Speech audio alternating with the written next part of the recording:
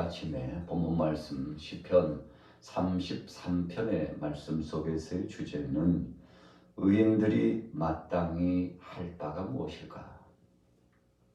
하나님 앞에 부름받아 쓰임받는, 인정받는, 그래서 하나님께서 긍휼히 여기심을 받은 의인들이 마땅히 할 바는 무엇일까? 라고 한 제목으로 함께 은혜를 나누고자 합니다. 의인과 정직한 자는 어떤 사람들입니까? 정말 흠도 없고 티도 없어서 하나님 앞에 인정함을 받고 세상에 이런 의인은 없다고 할 만큼 의인의 반열 속에서 부각된 인물들일까요? 성경 속에서 의인은 여러 갈래로 표현하고 있습니다. 첫째로는 하나님을 의지하는 자입니다. 두 번째로는 자신이 죄인임을 알고 하나님 앞에 자복하고 회개할 뿐만 아니라 하나님 뜻대로 살고자 몸부림치면서 자기를 성찰하는 자들을 의미합니다. 그러니까 한마디로 말하면 의인은 완전한 자는 아니지만 하나님께로부터 완전한 자라고 인정함을 받고 흠도 티도 없는 무죄한 자는 아니지만 그러나 하나님 앞에서 용서함을 받고 이제 다시는 죄를 범하지 않겠다는 신실한 믿음을 가지고서 하나님 뜻대로 살기를 갈구하고 사모하는 자들이라고 할 수 있습니다. 그래서 바로 이런 사람들과 하나님께서 함께 해주시고 저들에게 복을 더하여 주셨으며 하나님의 영광스러운 뜻을 이루고자 하셨는데 바로 이런 의인의 반열 속에 속하고 그리고 하나님 뜻대로 살고자 소원하고 정직한 사람들, 그 사람들이 하나님 앞에서 취해야 될 그 태도와 도리와 삶은 어떤 것일까요? 자, 본문을 보면서 첫 번째로 우리가 생각할 것은 감사하고 찬송했다는 것입니다. 하나님의 은혜에 감사합니다. 하나님께서 나를 구원하시고 긍휼히 여기셔서 불쌍히 여기셨음을 감사합니다. 천지 만물을 창조하시고 우리에게 풍성한 것을 주셨음을 감사합니다. 그리고 그분이 역사를 주관하시고 천하 모든 만물을 통치하시고 지배하시며 이끌어 가신 것에 대해서 감사하고 그 신앙을 고백하고 주님 앞에 영광을 돌리는 것입니다. 여러분, 그래서 신앙인의 제1번지라고 표현할 수 있는 것은 감사입니다. 가정에서도 감사, 교회에서도 감사, 이웃 간에도 감사.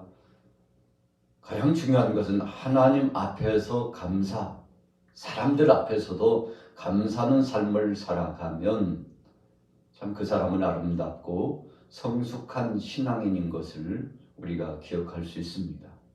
자, 이 감사가 진행되면 바로 이어지는 것이 찬송입니다. 하나님 앞에 찬양하고 경배합니다. 노래로 흥얼거립니다.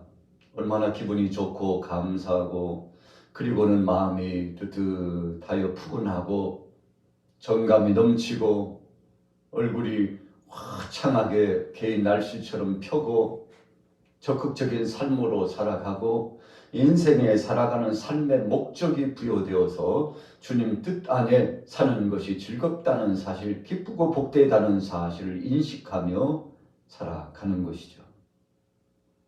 그래서 오늘 2절, 3절에도 보면 그렇게 말씀했죠.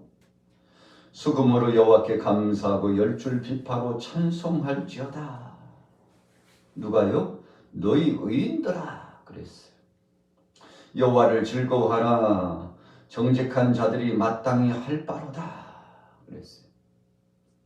의인들과 정직한 자들이 마땅히 하나님 앞에서 할 것은 하나님을 즐거워하고 그분을 찬송하는 것인데 그냥 찬송이 아니라 2절에는 감사하고 찬송하라. 열줄 비파로 찬송하고 수금으로 찬송하라. 다윗이 악기를 연주하면서 하나님을 찬양하기를 즐거워했죠. 우리가 하나님을 찬양하는데 입술로 찬양하고 마음으로 찬양하고 손뼉치고 찬양하고 하나님이 우리 신체 구조 속에 창조하신 섭리 가운데 주신 것으로 찬양하는 것이 제일 1번지죠. 때로는 악기가 없어도 입술로 찬양하고 몸짓, 손짓으로도 찬양할 수 있지 않습니까? 하나님은 그것을 가장 기뻐히 받으셔요. 우리가 교회에서 찬송할 때에도 또 공동체가 모여서 합심하여 기도하며 찬송할 때에도 여러분 하나님이 주신 악기로 박수를 치면서 몸으로 춤을 추면서 찬양하는 것 이것만큼 아름다운 것이 없죠. 여러분 그래서 최고의 악기라고 그러지 않습니까? 성악을 하는 사람들은 자신의 몸 자체가 하나님 앞에 올려드리는 악기라고 해서 몸 관리를 굉장히 신경 씁니다. 그래서 때로는 목을 저해하고 컨디션을 떨어뜨릴 수 있는 음식을 절제합니다. 그렇게 함으로써 하나님 앞에 이 몸통 자체 전신으로 마음을 다하고 뜻을 다하고 성품을 다하여 찬양하여 영광을 돌린다는 그 의미 부여가 자신 속에 인식되어 있어서 하나님 앞에 찬양으로 고백하는 거 아니겠습니까? 전심으로 전신이 집중하여 하나님 앞에 찬양합니다. 자, 3절에 보세요. 새 노래로 그를 노래하며 즐거운 소리로 아름답게 연주할지어다. 여러분 하나님께서 받으시는 찬양은 새 노래로 찬양하는 것입니다. 새 노래라고 하는 것은 새로 작시 작곡된 그런 찬양일까요? 물론 그것도 하나님께서 받으실 만한 향기로운 것입니다만 여기서 새 노래로 하나님 앞에 찬양하라고 하나님께서 말씀을 명시해 주신 것은 새 마음을 가지고 과거의 구습을 버리고 이전에 하나님 뜻을 거스리며 불순종했던 모든 것을 버려 세상에 때묻은 것, 그래서 하나님께서 기뻐하시지 않을 것 다 내려놓고 이제는 새 마음을 갖고 새로운 역사를 진행하는 하나님 앞에서 전심으로 찬양하며 영광 돌리는 순간, 여러분 그것이 바로 새 노래로 주님 앞에 찬양하고 영광을 돌리며 연주하는 것입니다. 그래서 우리가 이제 1월이 지나고 2월이 되는데 벌써 중반이잖아요. 얼마 안 있으면 3월이 가까웁니다. 2023년이 진행된 지가 얼마 안 된 것 같은데 이제 곧 2달이 넘어가고 석 달째가 다가오고 있습니다. 너무나 신속하게 지나가요. 세월이 급변하고 빠르게 지나가는 것을 보고 우리는 때로 긴장감을 돋줘요. 하나님 앞에서 영광 돌리고자 마음을 다시 한번 다잡고 주님 뜻대로 살고자 주님 앞에서 최선의 경주를 다하게 되지 않습니까? 여러분 이런 새로운 다짐이 필요하다는 거예요. 이전에 그냥 일상 속에서 평범하게 습관에 젖어서 했던 것 말고 이제는 작심하고 주님 앞에 마음을 다하고 뜻을 다하고 성품을 다하여 전심으로 주 앞에 영광 돌리는 그런 찬양, 바로 이것이 새 노래가 아니겠습니까? 하나님은 그래서 새 사람이 되고 새로운 피조물이 된 우리 인생들을 기뻐하십니다. 아담 이후로 원죄로 말미암아 사람들이 하나님의 뜻을 거스리고 불순종하고 나가죠. 하나님 마음을 얼마나 아프게 했는지 몰라요. 멸망의 때가 도래했지만 하나님께서 이 때를 연장시켜주고 계시죠. 그래서 지금은 세기의 종말, 종말 중에서도 이제 말세 지말이라고 그러지 않습니까?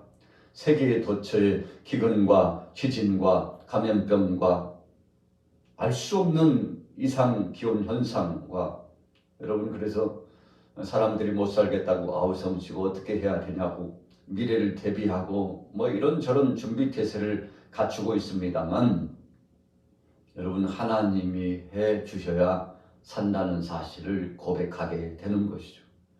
우리 인생들이 얼마나 약한 것인가를 고백하고 있습니다. 그래서 오늘 본문을 보면서 정말 정직하고 의로운 자가 고백해야 될 것 또 한 가지를 본다면 하나님의 말씀과 천지창조의 섭리를 찬양하고 전하는 것입니다. 오늘 본문 4절에서 11절까지 나타나고 있죠. 자, 4절에 보세요. 여호와의 말씀은 정직하며 그가 행하시는 일은 다 진실하시도다. 그는 공의와 정의를 사랑하시며 세상에는 여호와의 인자하심이 충만하도다. 여호와의 말씀으로 하늘의 지음이 되었으며 그 만상을 그의 입기운으로 이루었도다. 여러분, 하나님의 말씀을 가지고 천지만물을 창조하셨습니다. 우리 사람들도 하나님께서 친히 정하신 그 섭리에 따라서 우리를 세워주시고, 그리고는 세상 만물을 만드신 하나님께서 우리 사람들을 6일째 되는 날 맨 마지막에 만드시고 이 만물을 다스리라고 우리에게 맡겨주셨죠. 우리 것이 아닙니다. 하나님의 것입니다. 우리가 한 것이 아닙니다. 하나님이 하신 것입니다. 하나님이 지으셔서 우리에게 맡겨주셨기 때문에 우리의 주인 되신 전능하신 하나님 뜻대로 주님 뜻 안에서 잘 관리하고 다스리다가 최후에는 하나님 앞에 영광 돌리며 내어놓는 것이 바로 하나님께로부터 받은 청지기로서의 삶인 것을 우리가 기억합니다. 여러분, 그래서 청지기라고 하는 그 의미 부여의 핵심은 내 것이 아니고 주인의 것이라고 하는 것을 철저하게 체득하고 그 뜻대로 순응하여 사는 사람들 아니겠습니까? 그래서 하나님이 천지만물을 창조하시고 역사를 주관하신다는 섭리를 인정하는 것 매우 중요합니다. 하늘의 별들과 그리고 해와 달을 바라보고 산천 초목을 보고 땅에 있는 것과 공중에 있는 것 그리고 바다 강에 있는 것, 이 모든 것들을 우리가 눈으로 볼 수 있는 것과 또 눈으로 보지 못하는 것까지 다 하나님이 하셨다는 사실을 우리가 기억하고 하나님 앞에 경배하고 찬양하고 영광 돌리면 하나님께서 영광을 받으시고 우리를 복되게 하십니다. 자, 사람들이 타락하는 이유가 무엇일까요? 하나님이 하신 일을 인정하지 않기 때문에 그런 것입니다. 그래서 12절 말씀에 보면 여호와를 하나님으로 삼은 의로운 나라는 복을 누리게 된다 그랬어요. 여러분, 우리 대한민국이 하나님을 찬양하고 경배하는 나라가 됐으면 좋겠습니다. 베드로전서 2장 9절에 보니까 너희는 택하신 족속이요 왕같은 제사장이며 거룩한 나라다 그랬어요. 여러분, 그러니까 나 개인적인 중심 또 더 나아가서 우리의 하나님이 맡겨주신 이 신분, 그리고 또 한 가지는 하나님께서 조성해 주시고 우리에게 허락하신 이 나라, 개인적으로나 그리고 내가 맡은 이 일의 범위나 그리고 하나님께서 살도록 해주셨던 이 땅의 이 모든 범주까지 이 모든 것들을 하나님이 주셔서 나를 일꾼 삼아주시고 하나님 앞에 영광 돌리도록 해주셨으니 하나님을 찬양하고 경배하면서 그분 앞에 복을 누리며 사는 것인데, 여러분, 그런 사람은 행복합니다. 그래서 한 나라가 흥망성쇠가 하나님 앞에 달려있다고 생각하는 것만큼 지혜로운 것은 없습니다. 여러분, 그래서 우리 대한민국이 세계에서 선교 제2대국으로서 귀한 사명을 감당하고 있습니다만, 우리나라가 앞으로도 비전이 있고 잘 될 수밖에 없고 하나님께서 도우실 수밖에 없는 것은 다른 것이 아닙니다. 정치 잘해서 아닙니다. 여러분, 우리가 인간적인 방법으로 이런 저런 것을 해서 그렇지 않습니다. 우리가 하나님을 찬양하고 생명의 복음을 붙잡고 나가서 하나님의 뜻을 이루는 복음주의적인 노선에서 우리 대한민국에 있는 교회가 깨어있고 성도들이 깨어있으면 이것 까닭에 하나님께서 이 나라에 복을 더하여 주시는 것입니다. 여러분, 그래서 교회의 역할이 매우 중요합니다. 한 나라의 흥망성쇠는 교회에 달려있다고 해도 과언이 아닙니다. 오늘 저와 여러분들과 같은 우리 크리스찬들에게 달려있어요. 막중한 책임이 있습니다. 세상 사람들은 교회 알기를, 또 크리스찬들 알기를 별로 그렇게 비중을 두지 않아요. 여러분, 그러나 우리가 대한민국의 역사, 세계의 역사를 보면 교회가 어떻게 했느냐에 따라서 그 역사들이 바뀌어지고 있는 사실, 풍요를 누리기도 하고 복을 누리기도 하며 때로는 하나님의 채찍 막대기를 받고 쇠잔해져서 흔적도 없이 사라지기도 하는 이런 비교적인 역사가 분명히 있는데, 여러분, 우리 대한민국 하나님 앞에 맡기고 살아가는 나라 아니겠습니까? 기도를 통해서 하나님께 주관해 주실 것을 소원하며 청원하고서 맡긴 나라인데, 우리 하나님께서 이 나라를 책임져 주실 줄로 믿습니다. 어떤 나라든지 하나님을 앙망하고 하나님을 경외하는 나라는 하나님이 책임져 주십니다. 그래서 주기도문에도 보면 이 땅에 하나님 나라가 이루어지기를 소원하고 기도하라고 그랬죠. 사실 그것은 천국이 이루어지는 것입니다. 하나님의 뜻이 이루어지는 것입니다.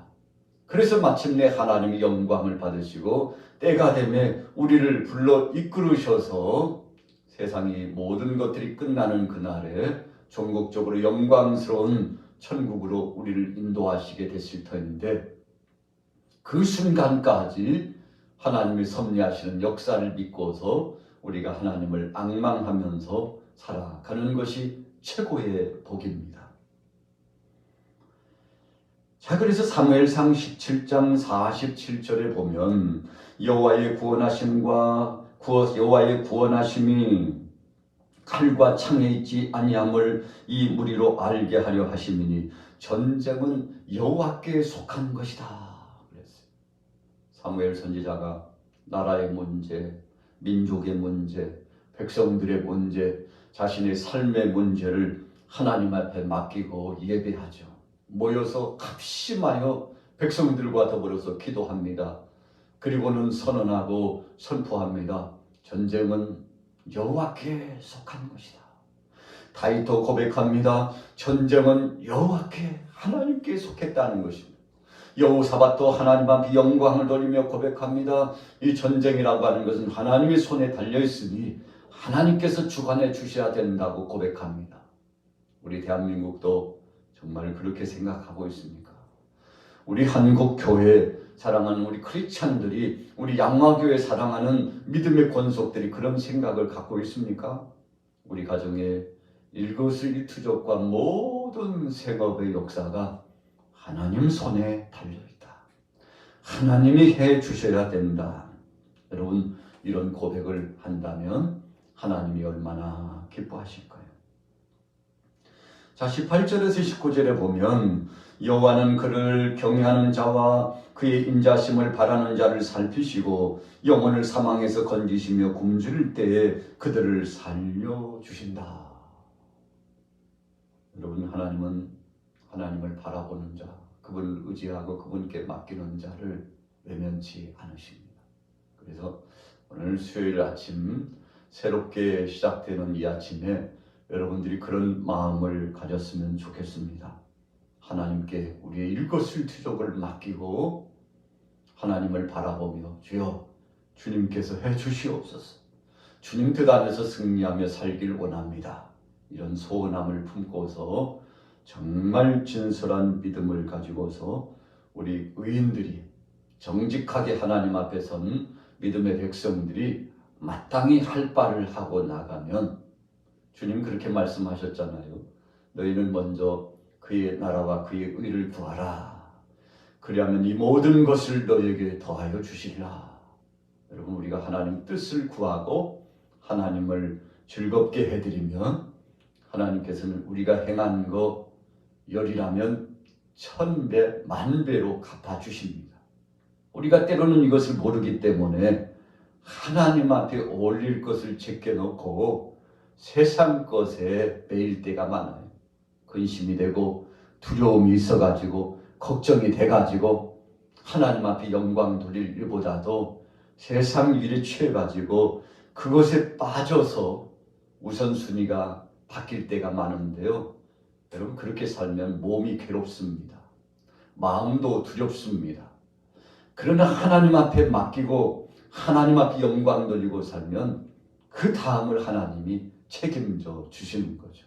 오늘 하루도 이런 믿음을 가지고 승리하게 되시기를 예수님의 이름으로 축원합니다.